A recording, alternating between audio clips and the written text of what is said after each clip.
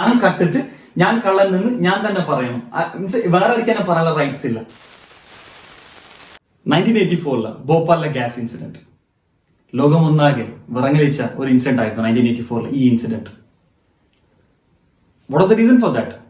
അതിന് ഏറ്റവും വലിയ കാരണം എന്ന് വെച്ചാൽ ഒരു പ്രോപ്പർ സ്ട്രക്ചർ ഉണ്ടായിരുന്നില്ല, ഒരു പ്രോപ്പർ മാനേജ്മെന്റ് സ്ട്രക്ചർ ഉണ്ടായിരുന്നില്ല. സോ ആഫ്റ്റർ ദാറ്റ് ഓൺ 1986 നമ്മുടെ ഗവൺമെന്റ് EIA കൊണ്ടുവന്നു, എൻവയോൺമെന്റ് ഇമ്പാക്ട് അസസ്മെന്റ്. EIA എന്ന് വെച്ചാൽ ഏതൊരു plant something refinery plant of something നമ്മൾ സ്റ്റാർട്ട് ചെയ്യുമ്പോൾ അതിനുള്ള കംപ്ലീറ്റ് എല്ലാ പ്രൊസീജിയറും പ്രോസസ്സും എല്ലാം അടങ്ങിയ ഒരു എൻവയോൺമെന്റിലുള്ള ഇമ്പാക്ട് ഇല്ലാത്ത ആവുന്ന ഒരു സംഭവമാണ് EIA. എന്നാൽ ഇന്ന് EIA വീണ്ടും ഒരു ചർച്ചാ വിഷയമായി മാറിക്കൊണ്ടിരിക്കുകയാണ്. ഈ മാർച്ച് 2020 ഗവൺമെന്റ് വീണ്ടും EIA ഡ്രാഫ്റ്റ് പുറത്തിറക്കി. സോ അതുകൊണ്ടാണ് ഇന്ന് EIA വീണ്ടും വലിയൊരു ചർച്ചാ വിഷയമായി നമ്മുടെ നാട്ടിൽ ഇന്ന് ഏറ്റവും വലിയ ചർച്ചാ വിഷയമായി വീണ്ടും മാറിയത്. സോ നമുക്ക് ഇത് എന്താ ഇതിന്റെ ഈ EIA 2020 എന്തുകൊണ്ടാണ് ഇത്രയും വലിയ ചർച്ചാ വിഷയമായി മാറിയത് എന്ന് നമുക്ക് നോക്കാം.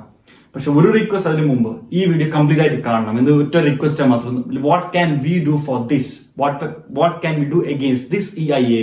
So please have a look my complete video. എന്നിട്ട് നിങ്ങൾ വിലയിരുത്തണം എന്താണ് നിങ്ങൾക്ക് ചെയ്യാൻ പറ്റുന്നത് ഇതിന് വേണ്ടിയിട്ട്.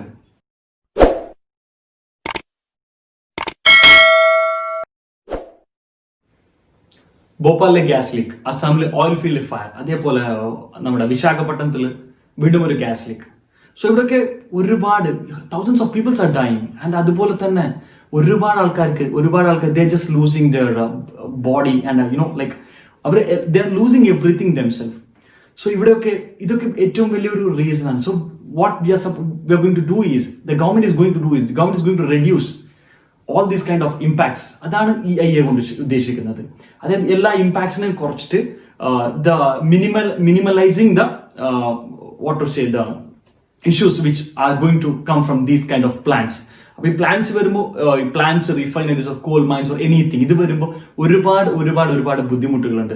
ഫോർ എക്സാമ്പിൾ ഇപ്പോൾ നമ്മളൊരു കോൾ മൈൻ ചെയ്യുവാൻ ഉദ്ദേശിക്കുന്നെങ്കിൽ we are just going to deforest, മൊത്തം കാടിനെ നമ്മൾ വെട്ടിയിട്ട് അവിടെയാണ് ചെയ്യാൻ പോകുന്നത്. സോ അവിടെ ലൈഫ് സ്റ്റോക്ക്, അതേപോലെ അവിടെയുള്ള റൂറൽ ഏരിയയിലുള്ള ആൾക്കാർ ഒരുപാട് ആൾക്കാരുണ്ടാവും. സോ അവരൊക്കെ ലൈഫിന് നല്ല രീതിയിൽ ഇമ്പാക്ട് ആവാൻ പോവാണ്.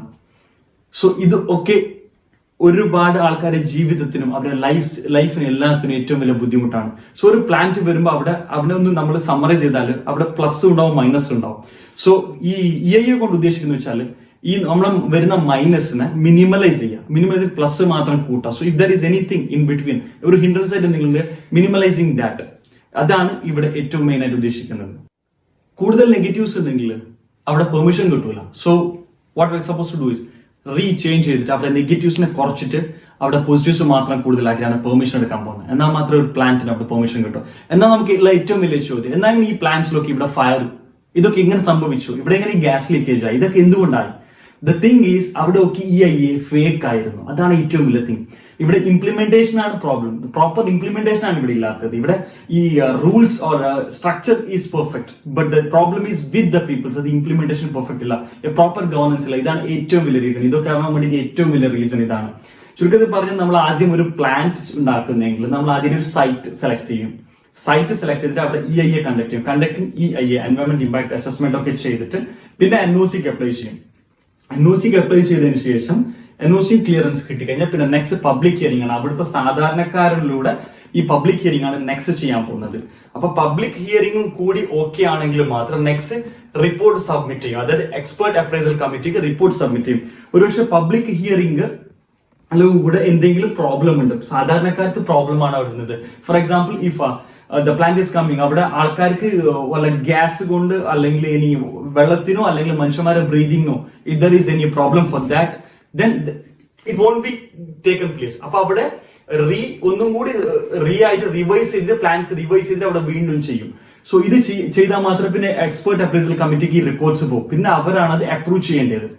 സോ ഇവിടെ പ്രോബ്ലം ഇവിടെ എല്ലാ ഇപ്പൊ റീസെന്റ് നമ്മൾ എടുത്ത ഈ വിശാഖപട്ടണത്തിലെ ഗ്യാസ് ലീക്കേജ് പ്ലാന്റ് ആണ്. ഇവിടെ മെയിൻ റീസൺ എന്ന് വെച്ചാൽ അവിടെ പ്രോപ്പർ ആയിട്ടുള്ള EIA ഉണ്ടായിരുന്നില്ല. ഇതാണ് ഏറ്റവും വലിയ പ്രോബ്ലം. എല്ലായിടത്തും ഇതാണ് problem.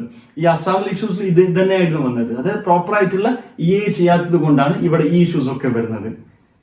EIA reports are fake because of which we are listening all these disasters. Implementation perfect അല്ലാത്തതുകൊണ്ട് ഒരുപാട് ഡിസാസ്റ്റേഴ്സ് കേൾക്കുന്നത്. സോ പക്ഷെ അവിടെ നമുക്ക് റീസെന്റ് മാർച്ച് 2020 വന്ന പുതിയ EIA draft, there was like നമ്മളെല്ലാവരും വിചാരിച്ചത് പുതിയ ഡ്രാഫ്റ്റ് വന്നു, that is something new, something is going to implement, അതായത് മോർ സ്ട്രിക്ട് ഈ റൂൾസ് ഒക്കെ കൂടുതൽ സ്ട്രിക്റ്റ് ആവുകയാണ്. So what happens is like developed countries ഒക്കെ നോക്കിയാൽ അവിടെ ഈ റെഗുലേഷൻസ് ഒക്കെ സ്ട്രിക്റ്റ് ആണ്. ഈ സ്ട്രിക്റ്റ് ആയി കഴിഞ്ഞാൽ that will be helpful for the common peoples. അതായത് ഒരു സ്ഥലത്ത് ഒരു പ്ലാന്റ് വരുന്നെങ്കിൽ അവിടെയുള്ള സാധാരണക്കാർക്ക് അത് നല്ല രീതിയിൽ ബെനിഫിറ്റ് ആവും, അതായത് പോസിറ്റീവ് ഇമ്പാക്ട് ആയിരിക്കും ഉദ്ദേശം. പക്ഷെ ഇവിടെ ഏറ്റവും വലിയൊരു negative point what suppose to say is ഈ EIA ഡ്രാഫ്റ്റ് എന്ന് വെച്ചാൽ കൂടുതൽ സ്ട്രിക്റ്റ് അല്ല അത് ചെയ്തത്, ഏറ്റവും കൂടുതൽ ലിബറൽ ആയിട്ടാണ് ഇറക്കിയത്. ഒരുപാട് ലിബറലൈസ് ആണ് അവർ ചെയ്തത്.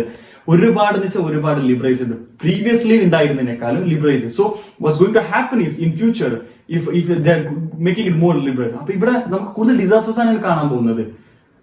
In my view disaster will be more. അതായത് ഇവിടെ എല്ലാം ലിബറലായിട്ട് ഇവിടെ ചെയ്തത്. സിമ്പിൾ ആയിട്ട് പോലും നമുക്കൊരു കീ ഫാക്ട്സ് 5 പോയിന്റ്സ് ആയിട്ട് നോക്കാം. First one is post facto clearance. സാധാരണ ഇപ്പൊ ഞാനൊരു പ്ലാന്റ് ചെയ്യാൻ ഉദ്ദേശിക്കുന്നെങ്കിൽ, എനിക്ക് ഈ പ്ലാന്റ് ചെയ്യുവാണെങ്കിൽ വാട്ട് ഐ ഡു ഇസ് ഞാൻ എല്ലാ പ്രൊസീജിയറും പെർമിഷനും ലാൻഡ് അക്വിസിഷനും എല്ലാം കഴിഞ്ഞ് ഞാൻ നേരത്തെ പറഞ്ഞ പോലെ തന്നെ EIA ചെയ്തിട്ട് പിന്നെ NOC എടുത്തിട്ട് ഇങ്ങനെയാണ് ചെയ്യുന്നത്. പക്ഷെ ഇവിടെ ഇപ്പൊ എന്തെന്ന് വെച്ചാൽ ഇപ്പൊ ഈ പുതിയ ഡ്രാഫ്റ്റിൽ പറയുന്നത് വെച്ചാൽ പോസ്റ്റ് ഫാക്ടോ ക്ലിയറൻസ് വെച്ചാൽ പെർമിഷൻ നമുക്ക് പിന്നെയും ആവാം. അതായത് ഒരു പ്ലാന്റ് തുടങ്ങുമ്പോൾ പെർമിഷൻ ആവേണ്ട കാര്യമില്ല, പെർമിഷൻ പിന്നെയും എടുക്കാം. So that is a biggest negative what I am seeing is, അതായത് പെർമിഷൻ എടുക്കാതെ ഒരു പ്ലാന്റ് തുടങ്ങി, പക്ഷെ അവിടെ ഒന്നും ചെയ്യാതെ പ്ലാന്റ് തുടങ്ങി. അതാണ് ഇപ്പൊ റീസെന്റ് നമുക്ക് കണ്ട വൈസാഖ് ഇഷ്യൂ അത് തന്നെ ആയിരുന്നല്ലോ. അവിടെ പെർമിഷൻ എടുത്തില്ല, പെർമിഷൻ പ്രോപ്പർ ഇതില്ലായിരുന്ന റീസൺ അത് തന്നെയാണ് ഇവിടെ നടക്കാൻ പോകുന്നത്. സോ അടുത്തത് വെച്ചാൽ പബ്ലിക് ഹിയറിംഗ്. ഏറ്റവും ഇമ്പോർട്ടന്റ് ആയിട്ട് എന്തെങ്കിലും ഒരു ഇത് പ്ലാന്റ് അല്ലെങ്കിൽ റിഫൈൻസ് വരുന്നെങ്കിൽ അല്ലെങ്കിൽ ഒരു കോൾ മൈൻ വരുന്നെങ്കിൽ ഏറ്റവും ഇമ്പോർട്ടന്റ് പബ്ലിക് ഹിയറിംഗ് ആണ്. കാരണം എപ്പോഴും ചെയ്യുന്നത് ഒരു വില്ലേജിലായിരിക്കും അല്ലെങ്കിൽ ഒരു ഫോറസ്റ്റ് ഡീഫോറസ്റ്റേഷൻ ചെയ്തിട്ടായിരിക്കും ഇത് ചെയ്യുന്നത്. സോ ഇങ്ങനത്തെ സമയത്ത് എന്താണെന്ന് വെച്ചാൽ അവിടുത്തെ സാധാരണക്കാർക്ക് ഒരു 30 days ടൈം പീരീഡ് ഏർലിയർ കൊടുത്തിരുന്നത് ഗവൺമെന്റ്. മുമ്പൊക്കെ 30 days ടൈം പീരീഡ് ആണ് ഈ പബ്ലിക് ഹിയറിംഗ്. അപ്പൊ ഈ 30 days സമയത്തിൽ സാധാരണക്കാർക്ക് അവരുടെ പ്രോബ്ലംസ് ഒക്കെ ഹയർ ഒഫീഷ്യലിലേക്ക് അറിയിച്ചു കൊടുക്കാം. പക്ഷെ ഇപ്പൊ ഇവിടെ എന്തെന്ന് വെച്ചാൽ പബ്ലിക് ഹിയറിംഗ് ഈ 30 days was not sufficient early. പക്ഷെ ഇപ്പൊ ഗവൺമെന്റ് എന്ത് ചെയ്യുന്നത് that they reduced it to 20 days. 20 days മാത്രമേ ഉള്ളൂ സാധാരണക്കാരൊക്കെ. ആ ഒരു ഏരിയയിലുള്ള ആൾക്കാർക്ക് അവരുടെ ഇമ്പാക്ട്സ് എന്താണ്, അതിന്റെ പ്രോബ്ലംസ് എന്താണെന്നൊക്കെ പറയാൻ ജസ്റ്റ് 20 days മാത്രമേ ഉള്ളൂ. So this is one more again we don't have anything to say about that. അത്രക്കും വല്ലാത്തൊരു ഇതാണ് ചെയ്തത്. 10 more days കുറച്ച് വെച്ചാൽ it's a huge impact. Next is exemption from public participation. Third point വെച്ചാൽ എക്സംഷൻ ഫ്രം പബ്ലിക് പാർട്ടിസിപ്പേഷൻ. ഇതെന്ന് വെച്ചാൽ സാധാരണ ഇപ്പൊ ഞാൻ ഒരു പ്ലാന്റ് ചെയ്യുവാണെങ്കിൽ എനിക്ക് അല്ലെങ്കിൽ ഗവൺമെന്റിന് മാത്രമേ, ഗവൺമെന്റ് പിന്നെ നാട്ടുകാർ എല്ലാവർക്കും ഇവിടെ ഇതിന് പ്രോബ്ലം ഉണ്ടെന്ന് പറഞ്ഞാൽ നമുക്ക് പ്രൊട്ടസ്റ്റ് ചെയ്യാനോ അല്ലെങ്കിൽ we can just go against the issue.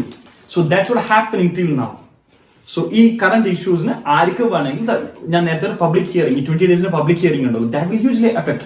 അതായത് ഈ എല്ലാവർക്കും പല റൈറ്റ്സ് ഉണ്ട്. പക്ഷെ നെക്സ്റ്റ് പുതിയ ഇംപ്ലിമെന്റേഷൻ എന്ന് വെച്ചാൽ ഇവിടെ ഈ പ്ലാന്റ് ഉണ്ടാക്കാൻ പോകുന്ന അല്ലെങ്കിൽ റിഫൈൻ ഉണ്ടാക്കാൻ പോകുന്ന ആൾക്ക് മാത്രമേ അവരെ ഇതിനെ കുറിച്ച് പറയാൻ, അതായത് എന്റെ പ്രോബ്ലം ഉണ്ട് എനിക്ക് പറയാം. അത് ഫോർ എക്സാമ്പിൾ ഞാൻ കട്ടിട്ട് ഞാൻ കള്ളൻ നിന്ന് ഞാൻ തന്നെ പറയണം, മീൻസ് വേറെ ആർക്കും എന്നെ പറയാനുള്ള റൈറ്റ്സ് ഇല്ല. അതാണ് ഇവിടെ നടക്കാൻ പോകുന്നത്. That means only government or the owner or the one who makes the refines of plant, only he can say that they had did mistake. അവർ ഒരിക്കലും പറയില്ലല്ലോ, ബിക്കോസ് അവർക്ക് അവരെ കാര്യം നടക്കണ്ടേ. So that is also one more biggest negative what I am seeing.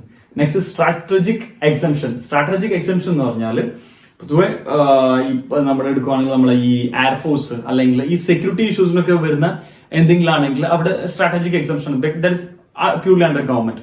പക്ഷെ ഇവിടെ എന്ന് വെച്ചാൽ അതേപോലെ തന്നെയാണ് സ്ട്രാറ്റജിക് എക്സംഷൻ എന്ന് വെച്ചാൽ ഗവൺമെന്റ് തന്നെ എക്സംഷൻ ചെയ്യും. അതായത് സ്ട്രാറ്റജിക് എക്സംഷനിൽ ഗവൺമെന്റ് പറയുവാണ് okay we are going to give the permission, we are granting the permission. ഇവിടെ ഞങ്ങൾക്ക് ഒബ്ജക്ഷൻസ് ഒന്നും ഇല്ല. സോ അവിടെ പബ്ലിക് ഹിയറിംഗ് ഒരു സ്കോപ്പും ഇല്ല.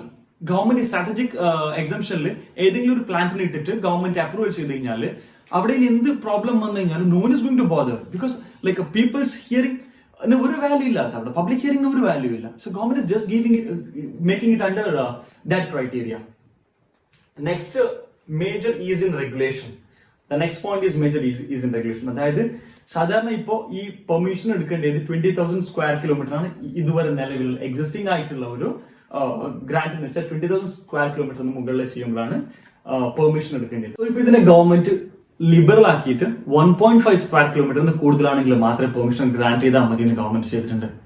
സോ എത്ര വലിയ ചേഞ്ച് ആയി ഇവിടെ. So what's going to happen? ഇപ്പൊ നമ്മൾ നോക്കുവാണെങ്കിൽ if you are going for some European countries, in Netherlands, okay, but completely they are going to stop all these coal mines and everything. Our completely renewable sourcesലേക്ക് മാറിക്കൊണ്ടിരിക്കുകയാണ്. പക്ഷെ നമ്മളെ government ഈ EIA draft 2020 ഒരുപാട് liberal ആക്കി കഴിഞ്ഞാൽ next എന്താവും? ഇത് completely നമ്മളെ നാട്ടിലുള്ള ഈ കുറച്ച് ഫോറസ്റ്റ് ഇപ്പൊ ഉള്ളതൊക്കെ ഈ ഡ്രാഫ്റ്റ് ഈ പുതിയ ഡ്രാഫ്റ്റ് ഇംപ്ലിമെന്റ് ആയി കഴിഞ്ഞാൽ ആർക്കും ഒന്നും തുടങ്ങാം. അപ്പൊ സോ ഇവിടെ എന്താ വെച്ചാൽ ഭൂമിനെ കൂടുതലായിട്ട് they're just making it more vulnerable. All this forest and everything will go. ആൾക്കാരെ ലൈഫിനും അത് ഏറ്റവും ഹ്യൂജ് ആയിട്ട് ഇമ്പാക്ട് ചെയ്യാൻ പോകും. ചിലപ്പോൾ ഒരുപക്ഷെ ഇങ്ങനെ ആയിരിക്കാം. നമ്മൾ ഒരുപാട് വർഷങ്ങളായി കേൾക്കുന്നത് India is A developing country. ചിലപ്പോൾ ഈ ഡെവലപ്പിംഗിനുള്ള ഭാഗമായിട്ടായിരിക്കാം ചിലപ്പോൾ അവര് ഇങ്ങനെ ചെയ്യുന്നത്. കാരണം കൂടുതൽ റെഗുലേഷൻസ് ഉണ്ടെങ്കിൽ ഹ്യൂജ് ഇൻവെസ്റ്റേഴ്സ് ഒന്നും വരില്ലല്ലോ. ചിലപ്പോൾ അതുകൊണ്ടായിരിക്കാമെന്നാണ് ഞാൻ കരുതുന്നത്. അതായത് ഹ്യൂജ് ഇൻവെസ്റ്റേഴ്സിനൊക്കെ ഇവിടെ ലിബറൽ ആയി കൊടുത്തു കഴിഞ്ഞാൽ അവിടെ നേച്ചറിനെയും അവിടുത്തെ സാധാരണക്കാരെ നോക്കാതെ government is giving everything in liberal so that easy ആയിട്ട് നമുക്കതൊക്കെ ചെയ്യാം എന്നായിരിക്കാമെന്ന എന്റെ ഒരു. പക്ഷേ ഇതിന് every one can react on this topic. അതായത് നമുക്ക് എല്ലാവർക്കും ഇവിടെ ഈ ഇഷ്യൂവിന് വേണ്ടിയിട്ട് സ്പീക്ക് ചെയ്യാനുള്ള ഒരു പ്ലാറ്റ്ഫോം ഉണ്ട്. അതായത് this is just A draft. ഇത് ഇംപ്ലിമെന്റ് ചെയ്തിട്ടില്ല. So the deadline is August 11. August 11, 2020 is the deadline. So നമുക്ക് ഇതിന് റിയാക്ട് ചെയ്യാം. നമ്മുടെ ഓരോരുത്തരുടെ voice we can say this. ഞാൻ ഇവിടെ മെയിൽ ഐ ഡി കൊടുക്കുന്നുണ്ട്. ഈ മെയിൽ ഐ ഡിയിൽ നമ്മുടെ വോയിസിനെ നമുക്ക് just mail them that what's your view about this EIA draft 2020 and just mail to the given mail. It's our time. We have to think why EIA is bought. എന്താണ് ഈ പുതിയ draft കൊണ്ട് ഉദ്ദേശിക്കുന്നത്? What is new EIA upgraded? ഇതിൽ എന്താണ് upgrade ചെയ്തത്? Is it going to help the mother nature? Will it effect us? അതാണ് നമ്മുടെ ലൈഫിന് അവർ life will be at stake. So everyone should think about. നമ്മൾ ഓരോരുത്തരും ഇതിനെ കുറിച്ച് ആലോചിക്കണം. നമ്മൾ ഡിസിഷൻ ചെയ്യണം. ഞാൻ ഈ കൊടുത്ത മെയിലിൽ എല്ലാവരും അവരുടെ view you have to put each and everyone should react on this issue. Because this is a major thing. So ഇവിടെ നമുക്ക് ടൈം ഉണ്ട്. August 11 വരെ we have time just to react on this issue and please try to share this to maximum people. ഏറ്റവും അധികം ആൾക്കാർക്ക് ഇത് എന്താന്ന് അറിയിച്ചു കൊടുക്കുക. അതിനുള്ള ഓരോരുത്തരും everyone should react. Anyway, thanks for watching.